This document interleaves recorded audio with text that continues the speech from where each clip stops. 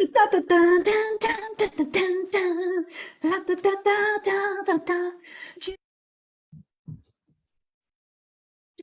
right, let me just, let me focus for 1 minute. Hello, everyone. Thank you for checking out the Massage Mentor interviews. The back jam is happening on Mondays in May. It is sponsored by ABMP. ABMP. Jams are a series of online workshops that focus on one body part with over 10 massage industry leaders. You get over 10 workshops in one, and you get lifetime access to each jam. The shoulder jam, the hip jam, the neck jam are available at the Massage Mentor Institute. If you have missed any of these fantastic events, I don't know how you could have, especially because Judith Aston has been on everyone. Judith Aston. Judith. Oh, first, let's just jump right in and show. Can you show them your book? Because I believe that that book is probably one of the best books out there. I love that book. Wow, Diane, let me show you. Why don't you bring it closer? Look at that. See, okay, so real quick, just see how I just dive right in. Those drawings to me are so magical because the thoughtfulness that you put into coming up with them is just amazing.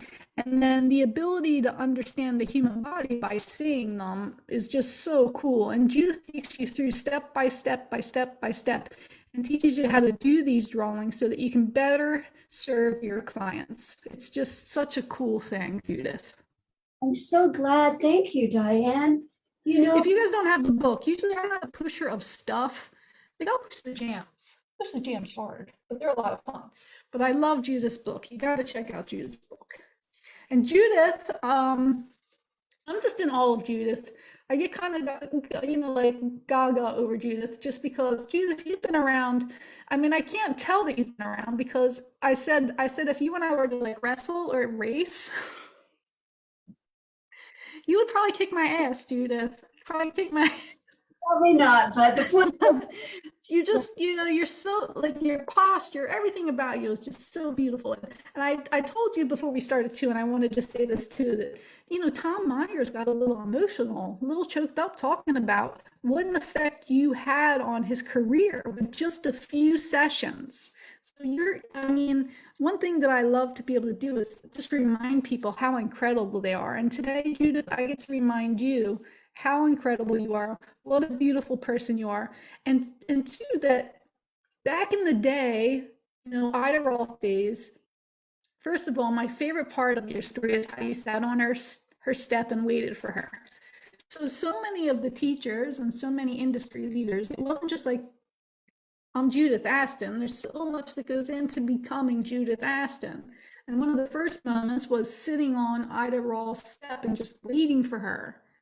And then, really getting involved with, some of her stuff and her just kind of swooping you up and seeing your genius kind of right away. And we're talking, what year was it? Because again, a lot of times we hear, you were a woman and you just have been blazing the trails. You've been blazing the trails ever since then. Come on, give it to us, Judith.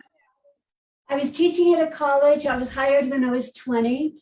I went on to get my master's and everything while I was teaching, but I had 2 car accidents and someone told me about Dr. Ida Rolf's work. Oh yes, the psychiatrist that I was co-leading groups with. And he said, I've heard of this Dr. Ida Rolf. I hear she's also like a white witch and she can really do magic with the body. And I said, wow, I'm on my way. Where is she? And he said, well, she's going to be coming to Big Sur. So I called my friends at Big Aston Institute because I'd been teaching there, working there as well. And they said, no, she's booked. Forget it. Don't come. I said, well, I'm coming anyway. So I drove up to Big Sur and I sat on Dr. Rolf's, where she did her sessions at the Aston Institute, down by the ocean overview, by the baths. And I just sat on her doorstep for 2 days. And every time she'd open the door, she'd give me a stink eye and close the door. her. And finally, she said, "What are you doing here?" And I said, "I'm waiting and hoping that you have a cancellation." And she goes, "Okay." And she closes the door. So she didn't look at me quite so alarmingly after that, but she must have asked people at Aston, and they knew me. And she said, "Who is this person? Can I, should I be worried about this person on my doorstep for 2 days?" I keep threatening to be sitting on your doorstep. I haven't done it yet. Okay, well, we'll invite you in. Watch out, Judith. We'll invite you in sooner. But anyway, and so I got in to have this session, and Diane, you would laugh at this because I am such a wuss around pain. I mean, if you start to head toward me with an elbow or a knuckle or something, I go, you know. And so there I was, this little unable to handle pain person on the table going, so she'd be working on me, digging in, and I'd be going, this, you know, just so I could get the expressions out. And then she'd stop and I'd move my leg and I'd go, that's better. And she'd go, "Well, of course it's better." And so this went on for the whole session. And it was certainly worth me getting through my limitation or that fear, because it was so amazing that someone can touch someone in a way that changes the chemistry. Now you have to understand, Dr. Ida Rolf was a biochemist. So she really loved that idea as well. And what was very surprising to me was I gathered my things to leave the session, and she said, "Where are you going?" She said, wait a minute, before that, she said, "You know, I understand you create movement programs for people." And I said, "Oh, yes, I do. The college, the theater, yeah." She goes, "Do you think you could create a movement program for my work?" I said, "Sure." So I gathered my things to leave, and she goes, "Where are you going?" And I said, "I'm driving back to Los Angeles." And she goes, "No, we have to have a plan." And she said, "You have to train with me if you want to know what to do." And I said, "Oh, usually people just hire me to come in, observe, I make up a plan, they evaluate, we go that." She said, "No, you have to be in the class, and it starts in 6 weeks." And that's where I had tickets for Europe, and I had everything planned. And her triple Taurus, if you've ever seen this with Dr. Rolf or in anything, Dr. Rolf went, "You need to be there, change your plans." And I said, "Okay." And the best decision, a great decision. So good, right? Absolutely. I think it was a great decision for so many people. Thank you for making it. Oh, thank you, thank you. Well, you try to listen, and this one was clear. Well, she made it very, very clear. And but then she, after the first 6 weeks of the auditing, you know, and then you do another 6 weeks of the training, she turned me down on the way out to my car to leave, to go home. And she said, "You're too small, you'll never make it in the field, and I can't really allow you to finish the training." And I don't know, I felt like I grew about 6 inches in every direction. And I stood up and I said, "I think you're wrong," which was really hard to say. It was so hard to say, but anyway, I did. And she said, "Well." You did. You did. Look at all the great things you did, Judith. She walked You're out. so brave. I sped down the highway, whatever that is, 1 or whatever, got back to Long Beach. But before, I stopped at a massage school and registered to become a student so that I would have that experience. Anyway, so that was the beginning, and I created 3 programs for Dr. Rolf based on what I saw her movement was, what I saw how people were using their body and really one of the things when you're small is you figure out how to lever your body to do things. And so I created a body mechanics class for the practitioners. And then I created a movement program and trained people to become movement teachers to help the clients sustain the work and everybody else sustain the work as well. So that was that. Yeah. It's amazing. Yeah. It is. I love hearing. I just think that's so wonderful. And there was two things that jumped out as you were talking that I wrote down. That if it's okay with you, I would like to bring up again. And one was, I mean, what do you? I mean, I've never asked anyone this question, and maybe it's kind of a weird question, but I mean, everyone was pulled to Ida Ross. Like, at that time, it was like this huge movement. Esselin and Ida Roth. She was like a, I don't know if maybe she was a white witch. I don't know, but the woman just la la la la, and everybody just kept going and going. The pull was so strong. Can you make sense of that? Like, is there Dr. Roth, I mean, Esselin was very significant in the movement of awareness and self-discovery and change and new ways to look at psychotherapy. All of these people, that's why I had gotten to Esselin in the first place. I assisted the psychiatrist that was leading workshops there with helping people understand their body, and so he did Gestalt therapy. So Gestalt therapy, you're with the leader, and then there's the hot seat, and the person is in the hot seat, and all the people would be in the back sitting, all the other people in the workshop, right? And they'd be sitting, and she'd say something, and I'd be in amongst them, and I hear them say, "It's obviously her mother," something like that. So everyone in the audience was a therapist, of course, but I realized maybe it was. And what could I do to assist the person in the hot seat to become more aware? So I said to Dr. Munson, "Do you mind if I add a third chair called the observer?" And he said, "Wow, that's an interesting idea. Go ahead." So I put a chair facing her chair and had her sit in it. And I said, "Please visualize this woman sitting in front of you. What comes to you first?" And she'd say, "She looks so sad."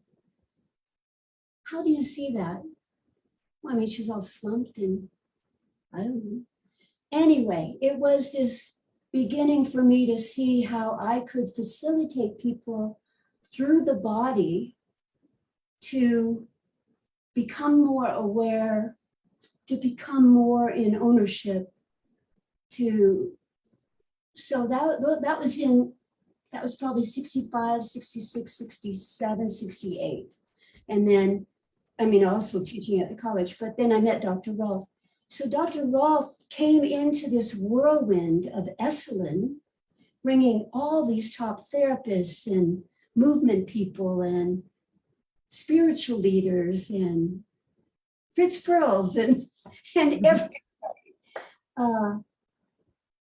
It was wild. I like to think of it as the Woodstock of massage. Well, yeah, and it was really interesting. And people like me, I mean, other people that came, it was like, well, there's no question. I mean, I'm in, right? Mhm. I mean, how can you work on a body and change it that quickly? Wow. Okay. So it was a movement. It was the beginning of a really big movement. And then another thing I just want to circle back to that you said that I've never heard it quite put like this. I don't know if I've heard it put this way, but I love the way that you explain things. So touch, as it actually changes the chemistry of someone. So I've heard you say that before. I just would like you to elaborate on that because to me, again, I think sometimes a massage therapist forgets just how important it is just putting your hands on someone. Well, first of all, how you approach them, which is what Judith does a beautiful job of explaining, and how you put your hands on them is a big part of it too. But just how touch changes the chemistry, just how important our work is. Well, you know, one of the pieces there is there are zillions of ways to do something. But I always point out to our students, it's the how you do, the what you do that makes all the difference. The how you do what you do. Love that. All the difference. So if I'm doing a move where I'm leaning over here on my elbow and my body is in the next room in a way, and I'm pressing, I'm really compromising my body.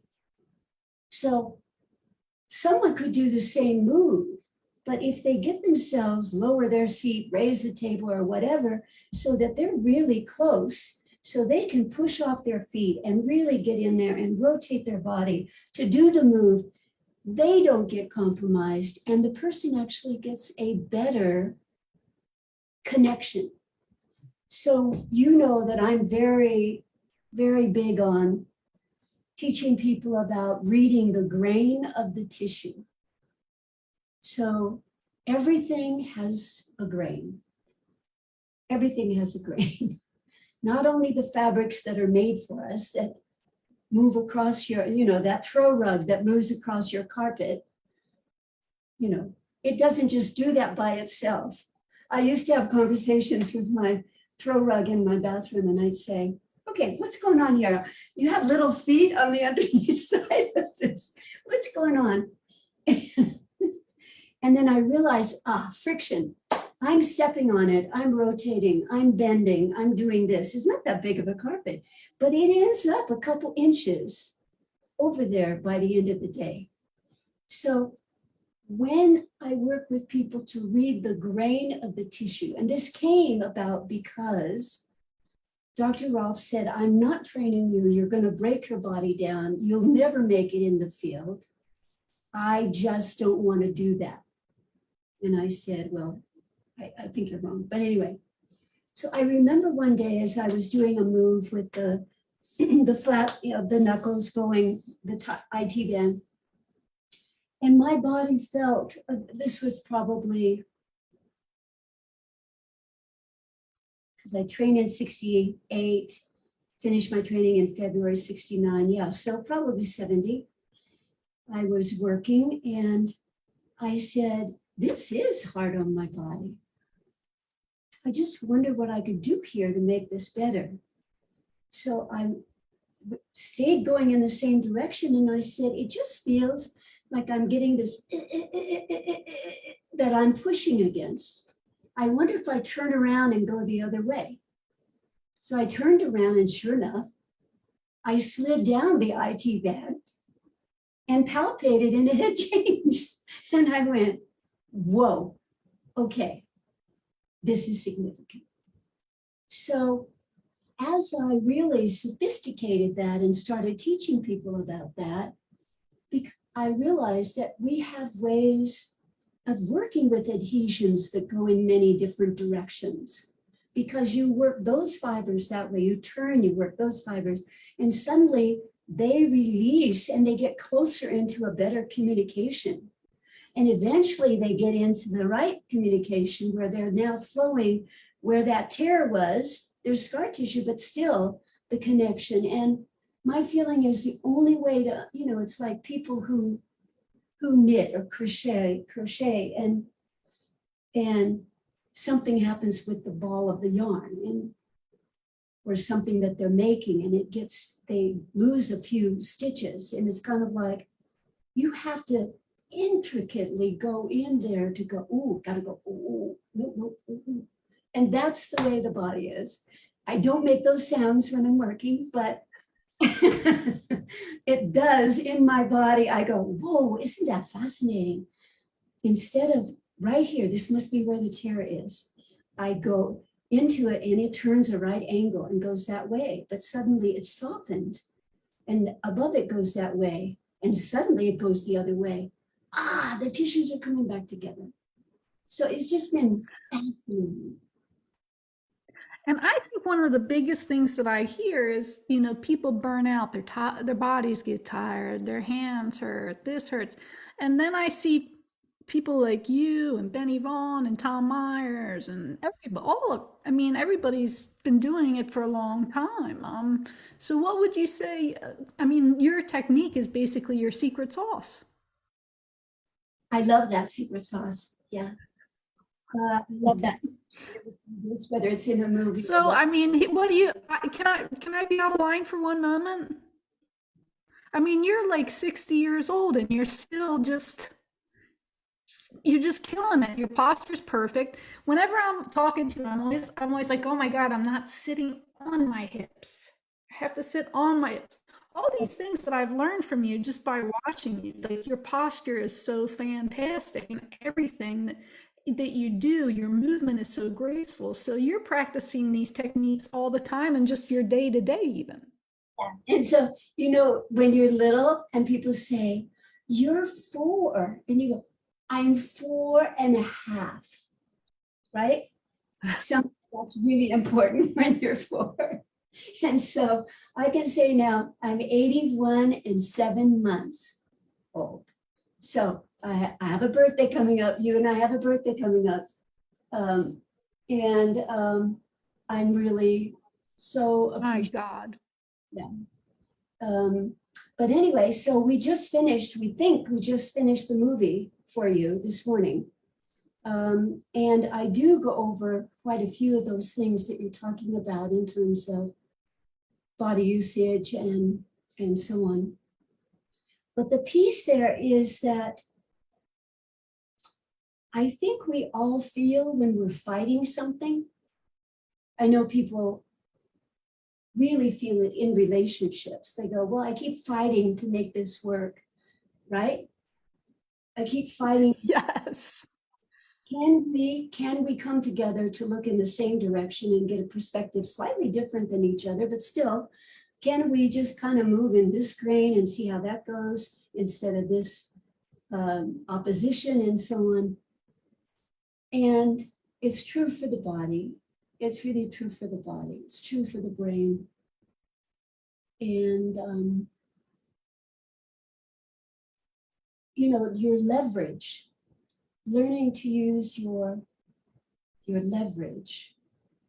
And most people don't know about this wonderful thing called ground reaction force.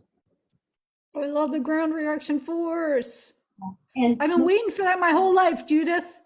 no, I'm not the person who discovered ground reaction force, even But though I mean, I know you don't hear about it that much, and I've always thought about it when I was working. So it's just nice to hear someone talk about it. you said, really, you think you created it? No, I didn't create it. I discovered its presence. It had a name. But what's so funny is that when I was 7 and started ballet is where I got introduced to this force, because in ballet, when you go in and they teach you if you want to leap or you want to jump, you have to plie before you do so, right? And so for the next 60 years, no, let's see, excuse me. So that would have been, 40s.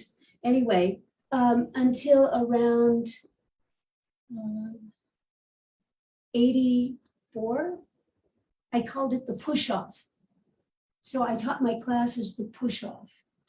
And Darlene Hertling, head of the physical therapy department in University of Washington, was taking classes with me in Seattle. And she said, she was so sweet. She came up to me at the end of the class and she goes, Judith, I just have some information for you. And I said, oh, great, yeah. She goes, you know that thing you call the push-off? And I said, yes. She said, it has a name.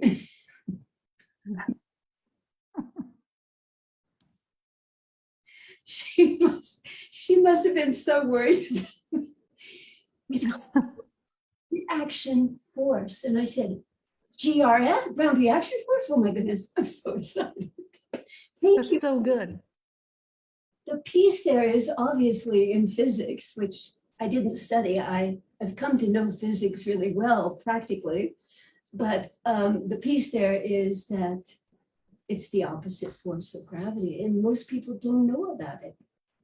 And when people correct their posture, Diane, they go on hold. So I used to happen when I'd walk into a class and people would be, they'd be standing talking to someone, and I'd walk in, they go, I've actually heard about that from some of your former students, that as soon as you walked in the room, almost like, attention. yeah. Yeah. And the piece there is that you're employing and utilizing both forces simultaneously, which means it puts you on hold. So in the movie we just finished this morning, or it needs editing, but anyway, the GRF you engage with the push-off, and it lengthens your body, and you can inhale and you feel unweighted at the top. And you go, oh, and there's gravity. And gravity settles us down, goes through the body, puts us on our feet. So when we alternate those two forces, we get this juiciness in the body, both in terms of probably chemistry of the impression, the hug of the impression, and the stretch of the extension. So it's just pretty phenomenal. So living in this force, and really, I only became hot on this in terms of really insisting people understand it, probably right around those 80s, early 80s.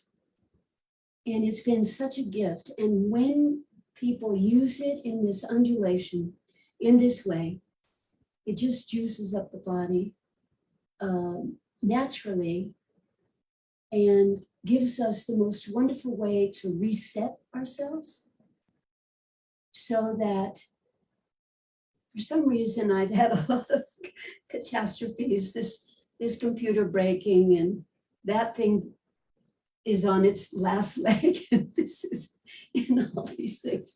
And every time I hear, you know what, Judith, we're going to need to get another something. And I go, what? I'm tense like this. And then I go, oh, I know better. Okay, settle down, Judith. Just let that tension settle into your feet. Let it go into the earth. Exhale. Get the dead air out of there. Push up your feet. Inhale. I do that 2 or 3 times. And then I can get cranked up in a few seconds because something else goes. So it just seems like it's kind of the time that a lot seems to be happening around everybody at the same time around the world. Amazing. Around the world. So I think I'm going to kind of end on a note where too, that I don't know if I've ever asked you this. Well, first too, I want to, before I totally forget, because you just reminded me, we have you in the Massage Mentor Institute. I have a Judith Aston tribute series. It's worth CEs, so you should check it out. It gives you a great overview of Judith's history and her work. It just starts to give you a little taste, and we talk about her book quite a bit, so it's amazing. And then I wanted to ask you, what do you think are some of the biggest gifts you've received from the bodywork community from doing this work? I mean, it's been a long time, Judith, right? And you must love it. You love us, Judith. You know, you love body workers, you love helping people with their bodies. Well, yes, I do. And what I love about people in this field is it's a sensory awareness system at all times, really. All the different senses are so helpful in terms of applying our sensitivities, our awarenesses to any specific task. So what I learned from, and I love about massage therapists, when they come to the, I mean, I can't remember the first year I spoke for the massage organizations around the country. I don't remember really, but probably in the 70s, 80s started it, is people that come are obviously interested in learning, but the way they learn, because of their presence or their excitement, which means you get to just go a little bit more refined into that same direction that they're interested in. And I find it extremely satisfying. You know, I was thinking, because so many people, you know, you invite so many of us, Diane, and I thank you. And people will say, well, why does she have so many people from the same field? I mean, and I'm going to guess that really, generally, it's because of our sameness, our sameness in being in this field.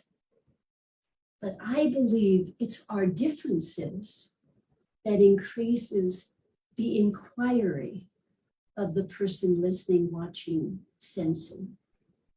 So I love the field. I appreciate the people so much. The colleagues I have through your jam. Yeah.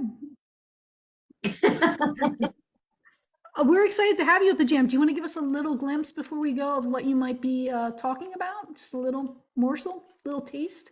Happens to be fresh on my mind, body, thought. We only finished the filming about an hour ago, but anyway. Part of it is a lot of people are taught isolated areas, like the spine. So this is a session on the spine. They are very helpful to people, these isolated sessions. I always want people to put the whole body together. So the piece there is that I want them to use their whole body, and I want them to put that person's whole body, even if you're going to do isolated emphasis, so that the changes in the spine, like length and depth and width, can sustain the 3 dimensions in the rest of the body. So if someone just worked the spine and they got so long, they might end up with the front being short, et cetera, et cetera. So the differences of the ways that the different people and the way we look at the body as a whole and how you integrate. So one, I talk about the person's today, talk about the person's body usage in getting into a stroke. I talk about the way you set up a client for doing a move, how you set the client up for doing a deeper part of that move, and how you change the inclination to even get deeper into the spine for that move by how you set up the body, and so on and so forth. So I also talk about how you can use the weight of the arm to massage the spine, et cetera, and things like that. Judith, while I have you, I just want to say that I've missed you terribly. I've missed you a lot. I haven't been chatting with you as much as usual. And I just want to say that you're just so beautiful inside and out. Just so beautiful. Like I can't even express how beautiful I think you are as a person.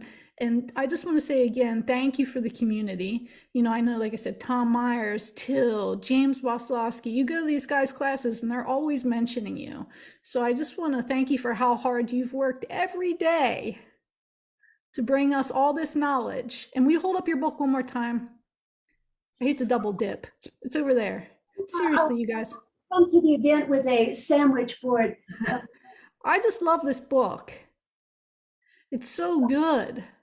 Okay. And you also do some writing for Eric Dalton in his book. Yes, oh, that was fun. Dynamic Body. Dynamic Body is another one of those books that I think will live in history for a long time. But this is a great book. If you don't have it, it'll help your practice.